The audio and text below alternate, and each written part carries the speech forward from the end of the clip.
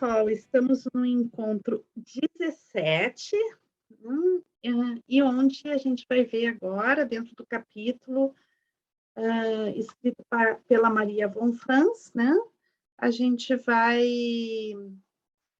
estar vendo a questão do processo de individuação. Né?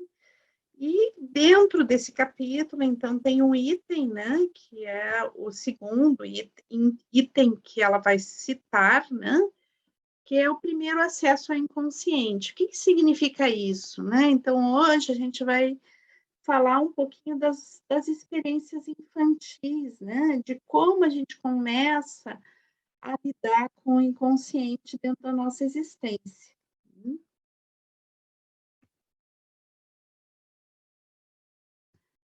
Então,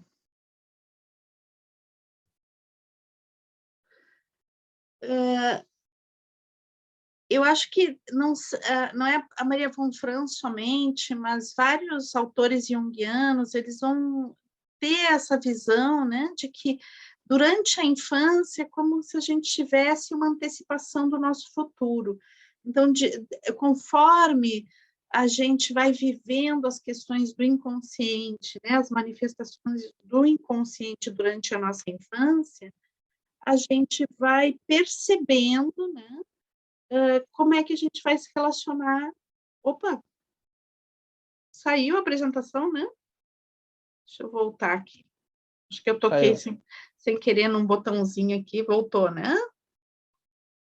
Ok. Então, é como que a gente, durante a nossa infância, as experiências que a gente vai vivendo na nossa infância, mas não só o que a gente vive, mas os símbolos, né, que vão surgindo tanto no nível dos nossos sonhos infantis, como dos nossos desenhos, né?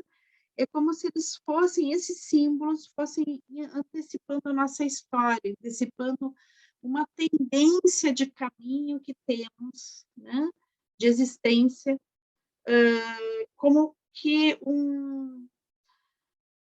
algo que nos prepara, né, para um determinado futuro, um determinado propósito, uma determinada rota, né? Claro que, por exemplo, na obra de James Hillman, isso vai estar muito mais evidente, muito mais pautado, né? Mas a forma como eu leio o que ela escreve aqui, né, nesse capítulo, acho que também tem essa coisa de que as imagens do inconsciente elas rompem a estrutura do tempo, né? Elas não têm essa linearidade do tempo, então alguns símbolos já vão como encaminhando a gente para um determinado caminho de vida, com um determinado futuro. E daí ela coloca que alguns símbolos que aparecem na nossa infância podem ser bastante preocupantes, né? Porque é como se eles dessem uma rota para um determinado tipo de relação com a vida, né? Que já está sendo sinalizado na nossa infância, e outros não, né? Outros têm uma coisa já de antecipando uma coisa agradável, algo de um caminho menos cheio de dificuldades, né? Daí ela, inclusive, cita o caso, né, de uma moça que tinha um sonho que tinha essa característica, né, e o que chamava a atenção dela, que nesse sonho, ela não... Ela se lembrava do sonho de infância, era um sonho, um pesadelo, né? Mas aquilo não tocava ela de forma especial, ela simplesmente se lembrava, mas ela não tinha uma emoção relativa àquele sonho que poderia ser assustador, né? Então, na memória ficou só o, o registro do sonho, era um sonho onde uma entidade, um monstro, não me lembro direito exatamente o que era, beliscava ela, né? E daí que ela, quando ela se acordou, ela mesma estava se beliscando. E daí, então, é como que, segundo a von Franz, né, esse sonho, a forma como ela se lembrava desse sonho, que poderia ser assustador, e ela olhava com tanta frieza para aquele sonho, né, já indicava uma frieza consigo mesmo, uma falta de sensibilidade consigo mesmo. E daí o que aconteceu mais tarde é que essa moça se suicidou, né? Então, é como que o sonho já indicasse, né? Toda a história já indicasse uma certa dificuldade de contato consigo mesmo, uma dificuldade de sentir as coisas com profundidade, né? Então, ela relata isso para demonstrar essa coisa de que, de certa forma, existem indicações, né? Que não é como algo fixo, mas que existem indicações. E daí vai ter autores que vão coincidir com ela nessa questão, né? Tem, inclusive, quando a gente faz a leitura da questão de como o James Hillman vê a infância, né? Que a gente costuma ver assim, a infância, os traumas da nossa infância são determinantes para o adulto que vamos ser, né? Normalmente a gente tem esse raciocínio muito influenciado por uma visão geral da psicologia, né? De que os traumas eles vão ser determinantes para a nossa existência posterior, vão dar pautas para a nossa existência posterior. Aqui a gente não está falando de pautas, né? A gente está falando de uma influência simbólica. E daí o que o James Hillman diz, né? Que não é exatamente o que a von Franz está dizendo, mas eu acho que existem coincidências. Ele faz uma inversão, ele diz que, na realidade, os traumas são quase como iniciações a algo que nós temos que desenvolver no nosso adulto, né? Então, é como se o adulto escolhesse a infância e não a infância formasse o adulto, né? É o adulto que forma a infância. Então, essa inversão eu acho super interessante. Mas não é exatamente o que a von Franz está falando aqui, mas eu já sinto como um ponto em comum nessa ideia, né, como se aqui surgisse um pouco isso que vai inspirar depois outros autores a desenvolver essa ideia. Então, o que ela traz, né, que, na realidade, a nossa estrutura de ego, né, ela se forma a partir de choques que a gente tem com a realidade. Então, a gente pode falar que, inicialmente, né, quando a gente nasce, a gente tem uma espécie de estrutura muito primitiva e muito conectada com uma totalidade, uma vivência de fusão com essa totalidade, né? Que é essa vivência oceânica. Então, a gente vem daí como que muito fundido a um self, né? Que ele está nessa dimensão oceânica, ele está nessa dimensão onde a gente ainda não experienciou o ser no mundo, né? A gente ainda não foi exigido de formar um núcleo de interação com a realidade, né? Então, existe essa conexão profunda com o self, né? Como um ser self, né? Mas numa dimensão muito diferente do encontro com o self do adulto, né? Que se diferenciou desse self e depois voltou a ele. Então, o que ela diz que começa a formar essa estruturação de diferenciação, né? A partir de como começa a acontecer isso?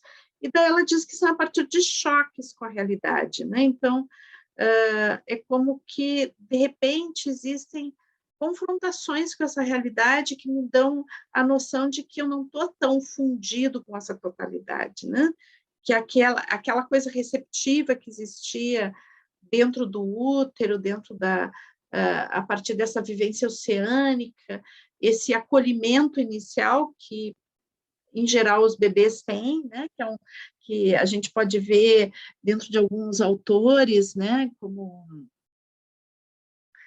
o Montagu, né, que ele vai falar desse útero estendido, né, então, essa necessidade que nós, da nossa espécie, né, do ser humano, tem de estender esse útero para poder amadurecer, então, isso tudo é um estado oceânico estendido, né, que, claro, algumas crianças não têm essa possibilidade, né, mas a estrutura familiar, quando ela tem um mínimo de saúde, ela tenta, né, ao menos estender um pouquinho esse estado de fusão, né?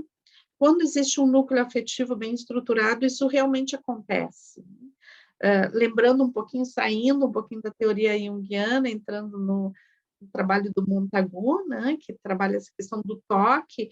Então, quando existe realmente um acolhimento que também se dá no nível de toque na pele, de carinho, de aconchego, de aleitamento, desse respeito a essa relação fundamental que existe inicialmente, especialmente do bebê com a mãe, né, mas que se estende também para a família.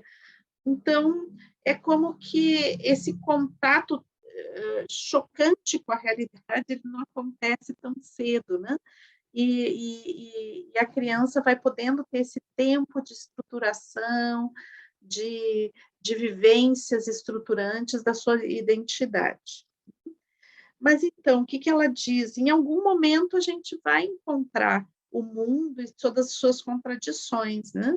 E toda a sua dificuldade de receber essa criança, né? Ou a dificuldade de ela entender os códigos sociais, né? Então, essa entrada no mundo social, que às vezes já se dá por uma família com mais dificuldades, ou que vai acontecer mais posteriormente com a escolarização, né? Depende da estrutura familiar, da estrutura de origem. Então, essa estruturação do ego, ela vai começando a se formar dentro desses... O pessoal tem um microfone aberto, tá? Eu acho que é o Marco. Marco, eu acho que é os barulhos do pratinho que está dando comida para a Anaísa aí. Por favor, dá uma verificada. Então... Já deu. Tá. Então, essa estruturação ela vai se dando por essas interações que às vezes são um pouco desconfortáveis, né?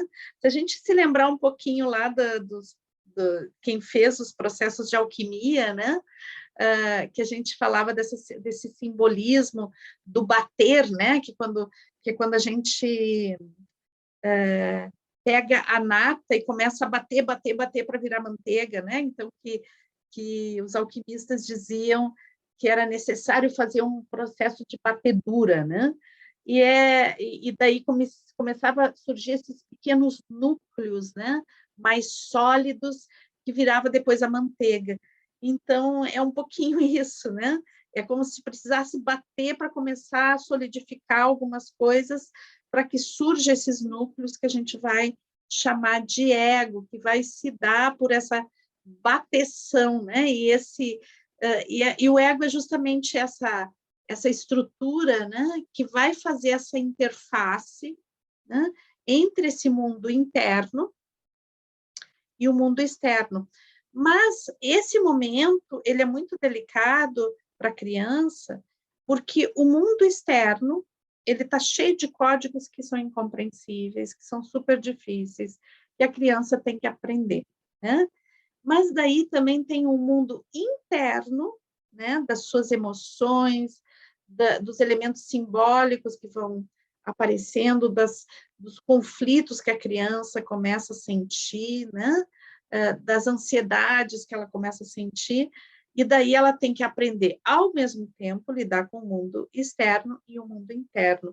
Ou seja, né, não é simples ser criança, a gente acha assim, criança, melhor fase da nossa vida, né? Sim, tem tanta magia, né? Tem tantas coisas lindas na infância, mas também tem todo esse processo de bateção na infância, né?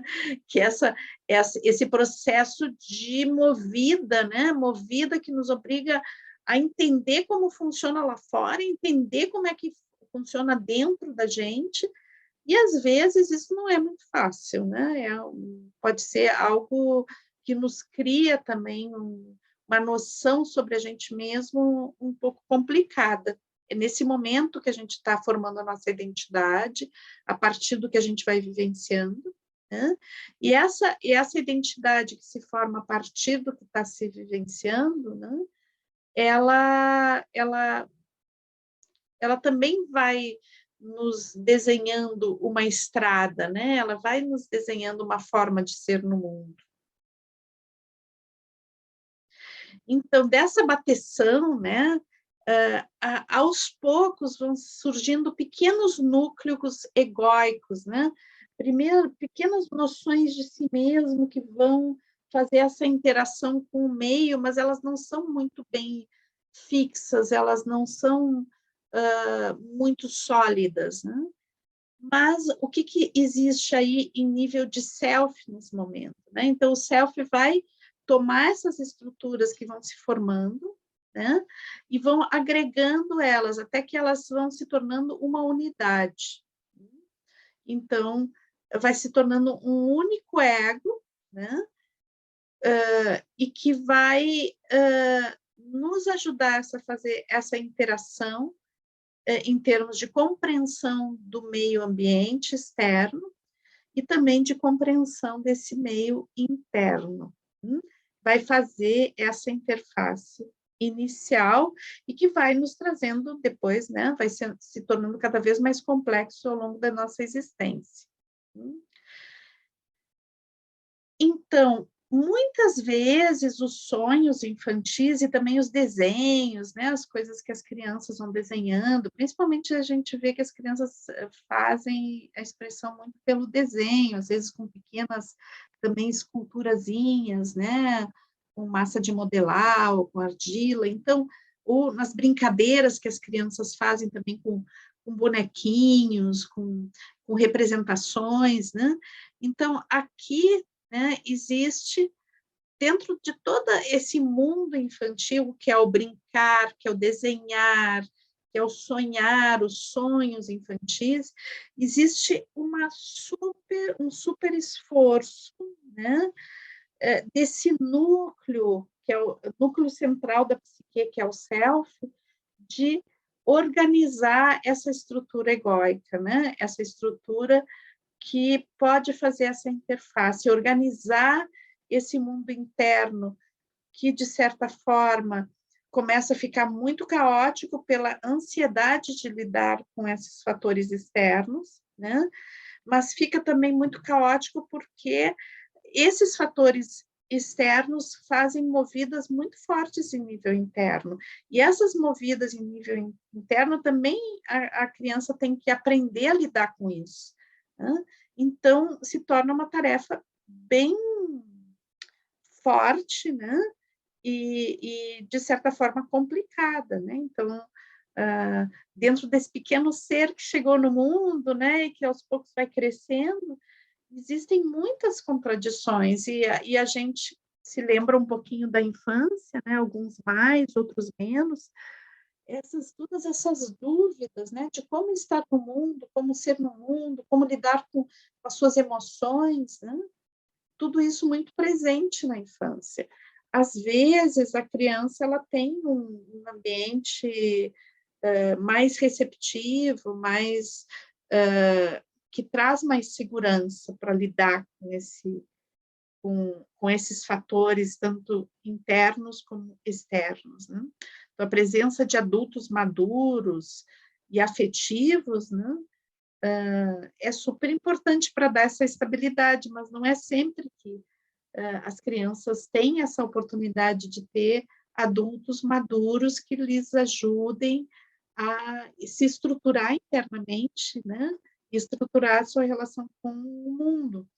Muitas vezes, no corpo de um adulto está uma outra criança, né, que vai competir, que não vai conseguir acolher, né, e que vai, às vezes, até maltratar, né? Então, aqui a gente pode ter um complicador bem grande também, né? Dessa questão da formação dessa estrutura interna que é o ego.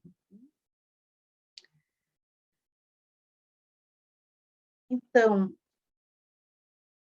no primeiro momento, né, dessa estruturação, a gente vai ver que o ego vai manter o seu vínculo, né, com o self, tendo acesso a representações desse self, né? Então, por isso que o sonhar, o brincar, o lúdico, né, o fantasioso, o desenhar, ele como que faz a criança voltar ao contato com o self, né? E isso é bastante nutridor e é como que a criança conseguisse retomar o seu centro e se tranquilizar também a partir, né, de si mesmo, né? A gente sabe que, por exemplo, o ato de brincar, né, muitas vezes é algo fantástico para a elaboração de uma série de conflitos internos da criança, que a criança utiliza o brincar, o representar para se estabilizar mais internamente, né? Da mesma forma o desenho, da mesma forma os sonhos. Né? Mas então, esse fato desse contato, né, ele vai ajudando também o ego a se fortalecer, né? Então, com base nessa tranquilização que a própria criança vai gerando nessas relações simbólicas, né?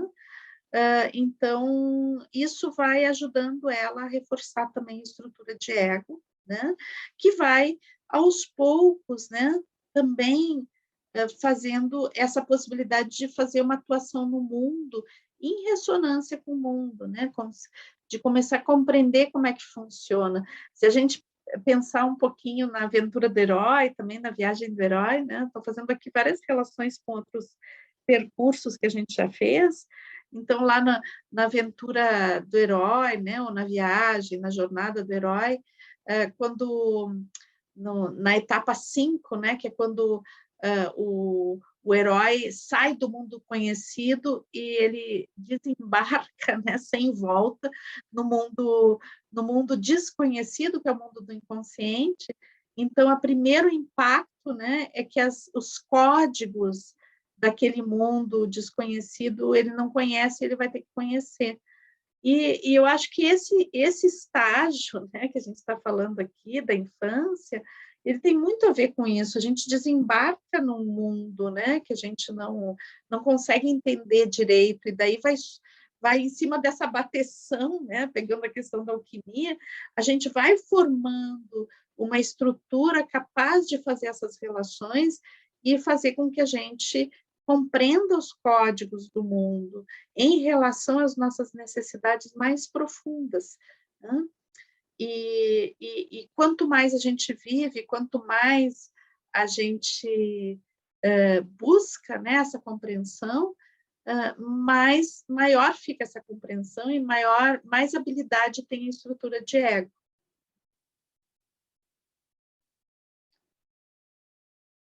Então, inicialmente, né, a estrutura de ego ela vai buscar uma fidelidade, né, muito profunda com o self. É como se ele fosse um espelho, né? O ego fosse um espelho do self que busca uma atuação no mundo. Só que isso é só inicialmente. Aos poucos, o ego tende a se desprender, né? A gente já viu isso várias vezes, em vários momentos, tanto desse livro como de outros que a gente já estudou, né?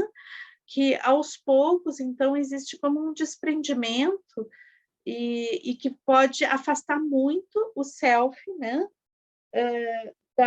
Do seu, o ego do seu contato com o self, né? A ponto de ele esquecer completamente esse contato, né? E se tornar uma estrutura afastada desse centro organizador. Então, existem fatores já na infância, né, que vão vão ocasionando essa cisão. Por quê? Porque o mundo, né, o mundo externo, ele tem uma série de exigências, né? Uma série de coisas que essa ressonância como espelho, ela não vai poder se concretizar, principalmente porque a criança não tem vivência suficiente para poder se impor, né? Impor as suas vontades, o seu jeito de ser no mundo. Então, o que existe é muito mais um se submeter, né? E um cindir essa relação interna. E isso vai gerando, né? Também algumas coisas de frustração, algumas coisas de tristeza, de desânimo, de sentimento de vazio, né? Que podem já se apresentar na infância ou não, mas que aos poucos vão se agravando à medida também que existe essa separação, né? Esse cindir a relação com o self. Então, é como se essa estrutura de ego, ela nasce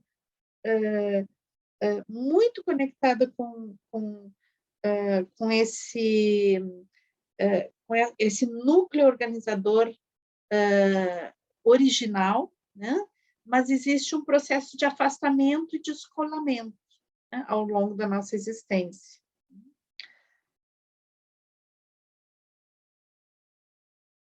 E esse afastamento, né, ele não é que a pessoa fique feliz com esse afastamento, porque, mas ele é necessário, né? Mas ele não traz uma compensação exatamente, né? Então, o meio exige, muitas vezes, dentro principalmente da estrutura civilizatória, que ela afasta muitas pessoas de si mesma, a nossa estrutura civilizatória, ela é muito domesticadora das pessoas, né? Não é uma educação, é uma domesticação das pessoas. Então, é como que todo aquele ímpeto original tivesse que se adaptar, se adaptar, se adaptar, se adaptar, né?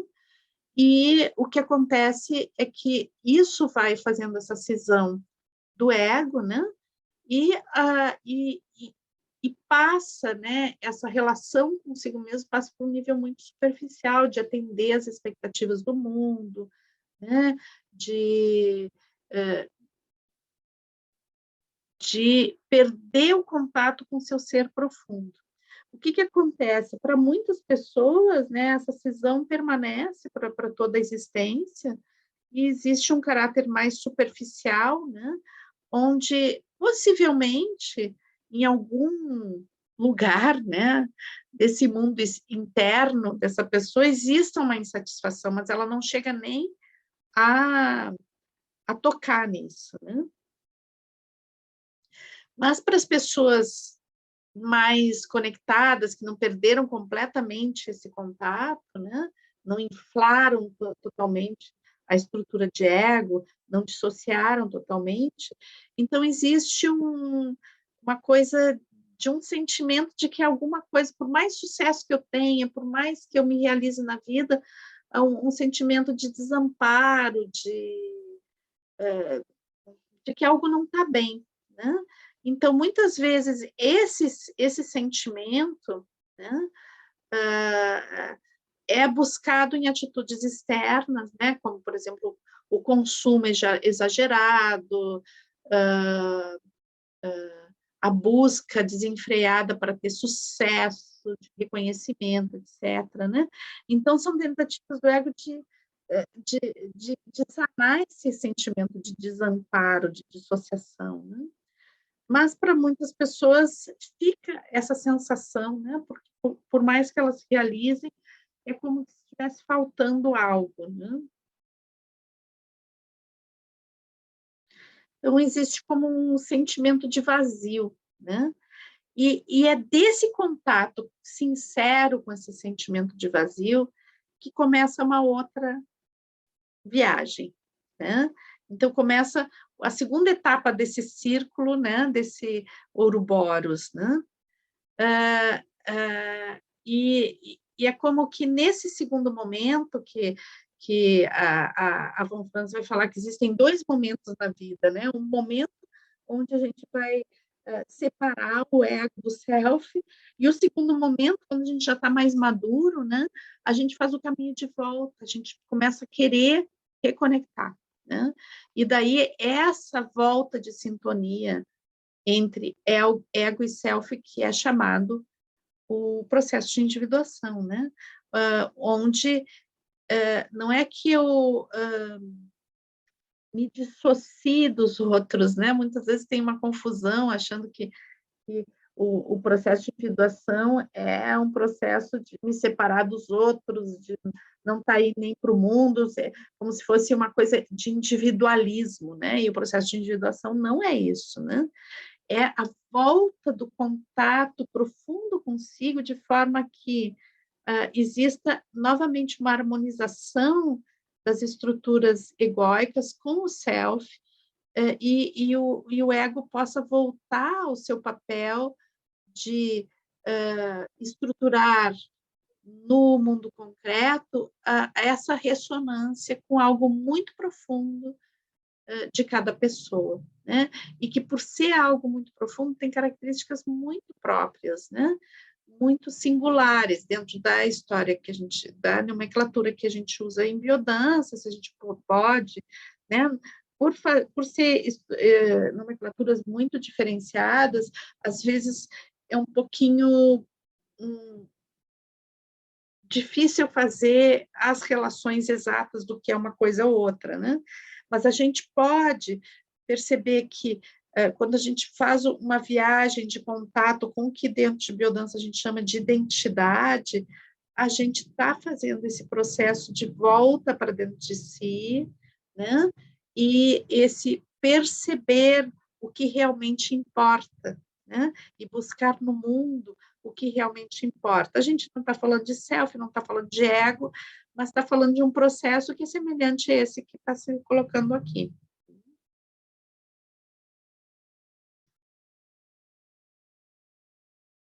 Então, nessa crise, né, provocada por essa separação, por essa cisão, então, esse pode ser um momento onde exista uma profusão de sonhos, né, ou de expressões, ou de brincadeiras, né, voltando a, a, a, a lembrar, né, que é um processo que acontece com a pessoa ainda bastante jovem, pode ser na infância, na adolescência também, mas que essa cisão vai se aprofundando, né, é justamente nessa época da nossa vida.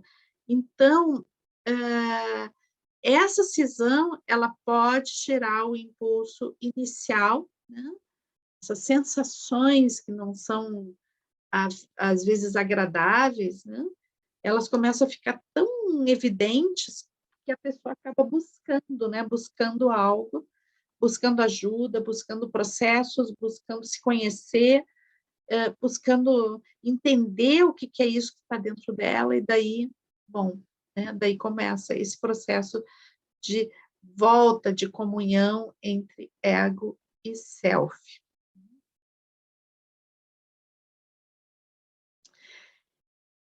Então, esses processos, né, que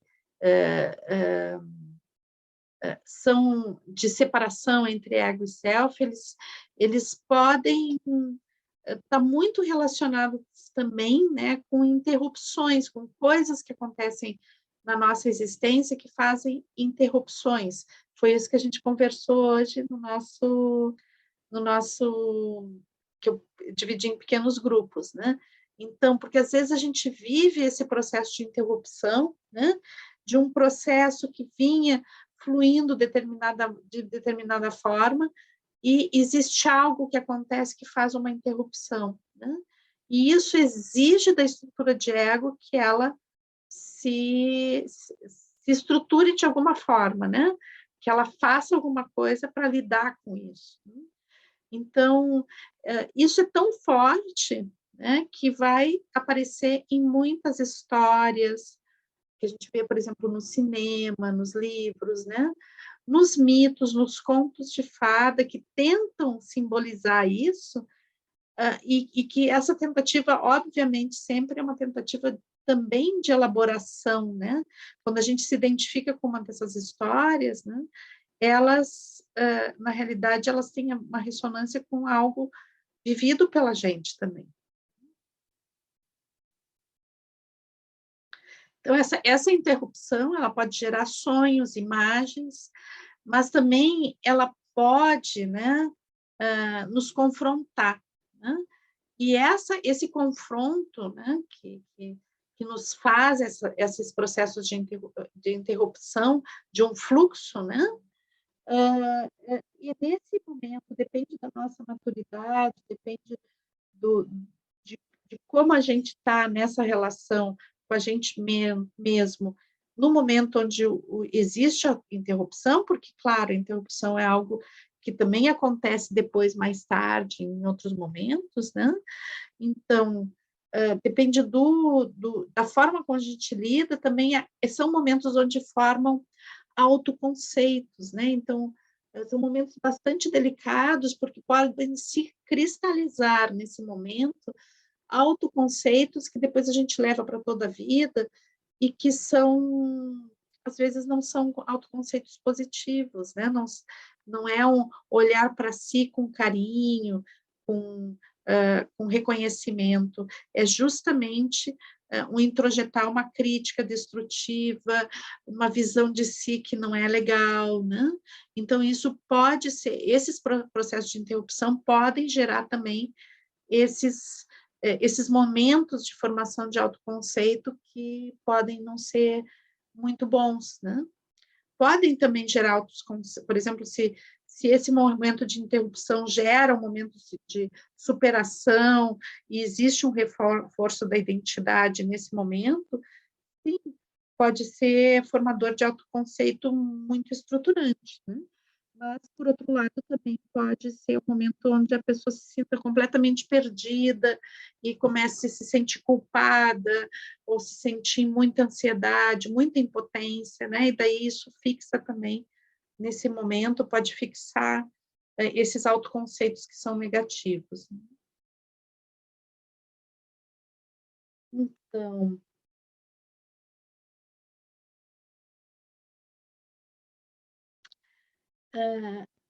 nessa experiência, né, a gente é levado em um determinado momento, né, onde existe realmente um sentimento de que algo tem que ser feito, de que algo, né, que a gente tem que retomar a nossa profundidade, né? Então, é um momento que a gente é convidado para retornar a si, né? Começar a fazer a viagem de volta a si mesmo. Se a gente pegar um pouquinho também, de novo, a estrutura da viagem do herói, né? É um momento de olhar assim, upa, eu preciso voltar para casa, né?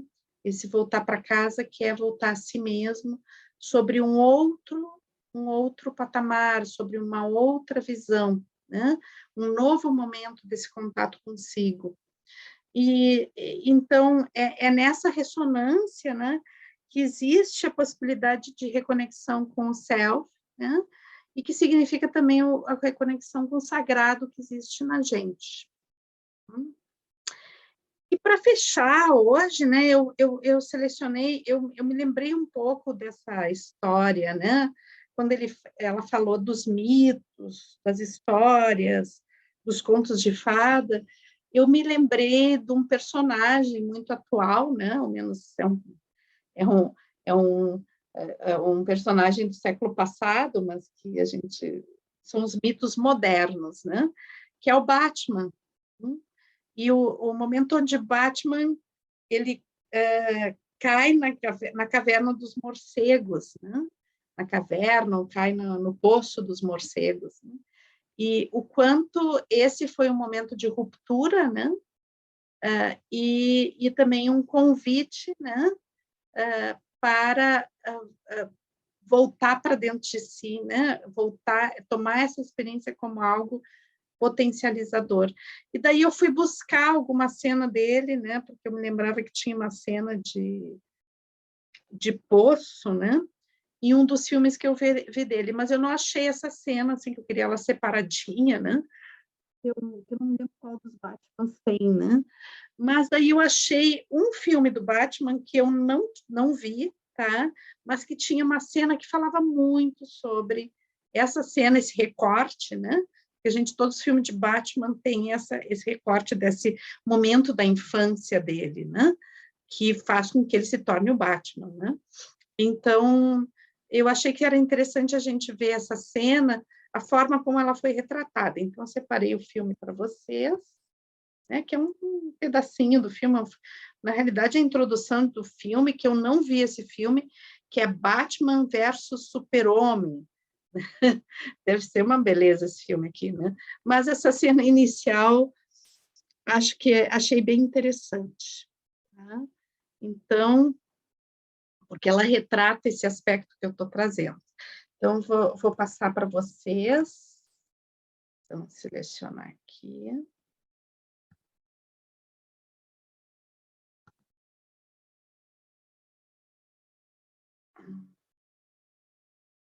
Então, vamos lá.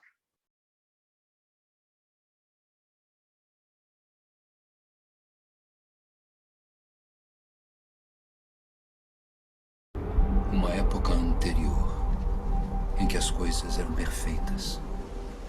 Realmente perfeitas. Mas as coisas caem.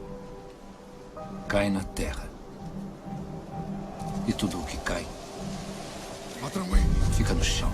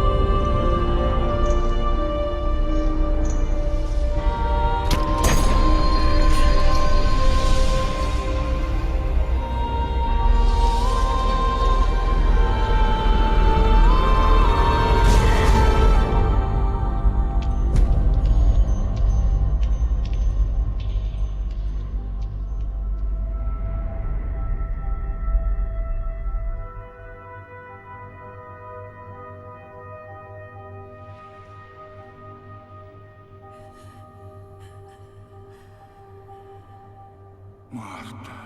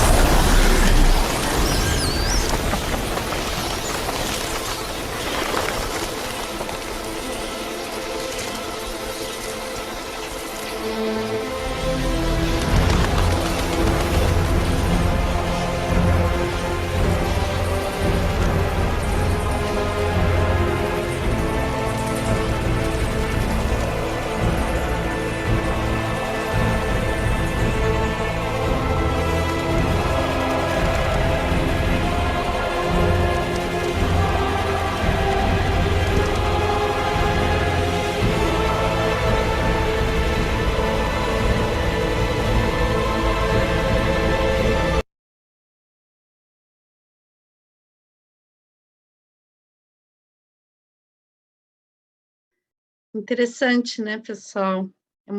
Achei muito simbólica, muito simbólica, né? A questão do colar de pérolas, né?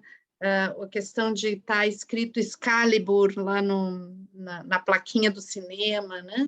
Acho que tem tudo isso muito interligado nessa cena aí. Eu achei, deu até vontade de ver o filme, porque quando eu vi assim, Super-Homem e Batman, me dava assim, já me dava uma coisa de não querer ver imediatamente, né? Mas eu até vou rever, assim, nunca tinha visto a cena do filme, né? Achei interessante, de repente até vou ver. Mas é isso, então, né? Deixa eu encerrar aqui para a gente poder conversar um pouquinho. Assim, lembrando, né, que o quanto eu acho que essa cena fala justamente isso, né, da interrupção. Então, tá ali aquela família que é um núcleo super afetivo, papapá, existe uma interrupção, que é a morte dos pais, né? E isso, simbolicamente, ele cai no poço, né, da depressão, e daí vem esse símbolo na Nigredo, né, esse símbolo de, de do contato com uma coisa muito profunda e que dá muito medo, né? Imagina um poço cheio de morcegos, né? E daí eu achei muito interessante essa cena, porque eu nunca tinha visto uma cena onde os morcegos carregam ele para cima, né? Tem uma cena num dos Batmans, né, onde ele faz um processo iniciático com os morcegos, onde os morcegos giram em torno dele, né? Mas esse coisa dos morcegos levarem ele para cima é um símbolo de nigredo, né? De contato com o fundo do poço e de, a partir do contato do fundo do poço, começar a subir, né? Ou seja, de validar aquela experiência como algo formador da nossa identidade, né? Da identidade dele, no caso. E é claro que aí entra toda a questão de que ele daí vai ser um super-herói, né? Bom, de certa forma, é uma experiência formadora e, por outro aspecto, pode ser uma experiência deformadora também, né? Mas é interessante essa coisa, esse contato profundo com a Nigredo, que potencializa ele de uma determinada forma e cria a identidade dele a partir daí, né? Então, por isso que eu trouxe achei essa cena, assim, muito impactante nesse sentido.